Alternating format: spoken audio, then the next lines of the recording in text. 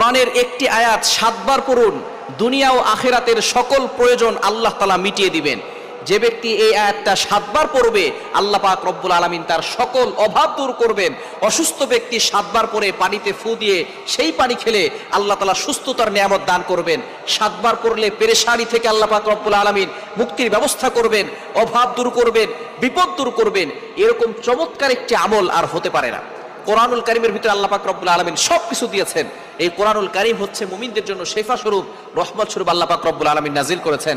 আল্লাহ পাক রব্বুল আলামিন নিজে বলে দিয়েছেন 15 নম্বর পারা 9 নম্বর পৃষ্ঠার 2 নম্বর লাইন, সূরা বানী ইসরাঈলের 82 নম্বর আয়াতে রব্বুল আলামিন বলেন, ওয়া নুনাজ্জিলু মিনাল কুরআনি মা হুয়া শিফাউ ওয়া রাহমাতুল লিল মুমিনিন।